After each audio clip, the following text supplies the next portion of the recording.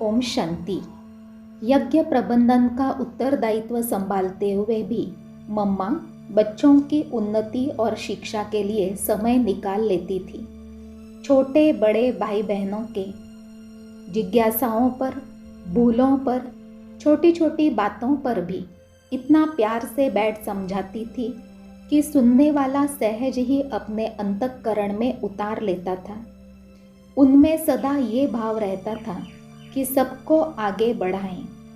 मम्मा हरेक की योग्यता और विशेषता अनुसार वही कार्य दिया करती थी जो वो सहज कर सके। माँ होने के कारण मम्मा के लिए सब अपने ही बच्चे थे। वे किसी तरह का भेदभाव नहीं करती थी। आदि रत्नों में से एक आदरणीय कुंज दादी जी ने मम्मा के साथ के अपने अनुभव सुनाते हुए कहा, यज्ञ में सेवा करते समय एक बहन मुझे दी जाती थी। कहा जाता था कि उसको साथ लेकर सेवा पूरी करो। मैं मम्मा के पास जाकर कहती, मम्मा वो बहुत ढीली ढाली है, बहुत धीरे धीरे काम करती है, मुझे फलानी दो ना, हम दोनों मिलकर जल्दी पूरा करेंगे। तब मम्मा कहती, तुम कैसे जानती हो वो बहुत ढीली ढाली है? मैं कहती, मम्मा मैं रोज देखती हूँ ना साथ में काम करते हुए। मम्मा कहती, देखो हर एक में कोई न कोई कमी कमजोरी होती है। मैं माँ हूँ ना, मुझे सबको सेवा का अवसर देकर उनका भाग्य बनाना है। आज उनमें कमी है, तुम्हारे में जो कला है उसको देखते देखते कल जाकर वो अपनी कमी कमजोरियों को भर देगी और एक दिन वो भी तुम्हारे जैसी होशियार बन जाएगी। इसलिए सबको साथ में लेकर चलना है। ऐसी प्यार भरी शिक्षाएं मम्मा की होती थी। आदि रतन गंगे दादी जी ने मम्मा के बारे में बताया कि वे क्षमा का प्रतिरूप थी। मम्मा हर रोज कचहरी करती थी जिसमें सभी अपनी गलती उन्हें बताते थे।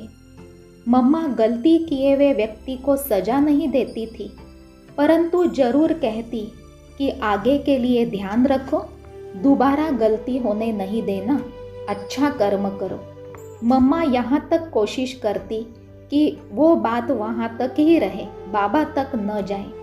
मम्मा में संगठन करने की शक्ति बहुत थी। सबको साथ लेकर चलने की कुशल कला थी। उनमें जो व्यक्तिगत धारणाएं थी उस कारण वे नंबर 1 बनी। उन्होंने हर एक की ज़रूरतों को बिना मांगे पूरा किया। किसी को कोई वस्तु मांगने का अवसर ही नहीं दिया। किसी भी धर्म जाति पंथ वाला हो, हर एक ने यही बेहद का अनुभव किया कि यह मेरी माँ है, हित चिंतक है।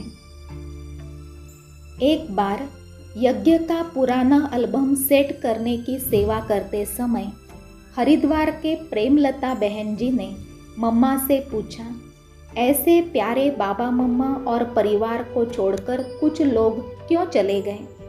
तो मम्मा ने कहा, जो पुरुषार्थ में अलबेले होकर चलते हैं उन्हें माया किसी न किसी रूप से खींचकर पुरानी दुनिया में ले जाती है, इसलिए सावधान रहना है। एक बार आदरणीय भ्राता रमेश शाह जी ने मम्मा से पूछा, मम्मा आपके पास जो भी आता है अपने कष्ट आदि सुनाता है या दूसरों की कमी कमजोरी के बारे में सुनाता है? कोई अच्छी बात सुनाने तो आता नहीं। मम्मा ने कहा, यह बात सच है। फिर भाई जी ने कहा, ऐसे कोई हमें सुनाते हैं तो उसका प्रभाव हमारे ऊपर पड़ता है, तो क्या आपके ऊपर उनका प्रभाव नहीं होता? मम्मा ने कहा, मैं समझती हूँ कि हर एक पुरुषार्थी है, हर एक अपने को बदलने का, आगे बढ़ाने का प्रयत्न कर रहे हैं। प्रयत्न करते करते कई आगे बढ़ते, कई फेल होते, कई धीरे धीरे चलते हैं। मम्मा यह जानती है कि यह एक स्कूल है। स्कूल में सब तरह के विद्यार्थी होते हैं। परीक्षा में सब पहले नंबर में तो पास नहीं होते हैं। हमें इस बात का निश्चय है कि राजधानी स्थापन हो रही है और राजधानी में सब नंबरवार होते हैं। इसलिए कोई किसी के बारे में कुछ भी कहे, लेकिन मैं किसी के अवगुणों को अपने चित्त पर नहीं रखती हूँ। जो बच्चा सुनाने आया है उसके प्रति भी और जिसके बारे में सुना रहा है उसके प्रति भी मेरे मन में कल्याण स्नेह की भावना रहती है।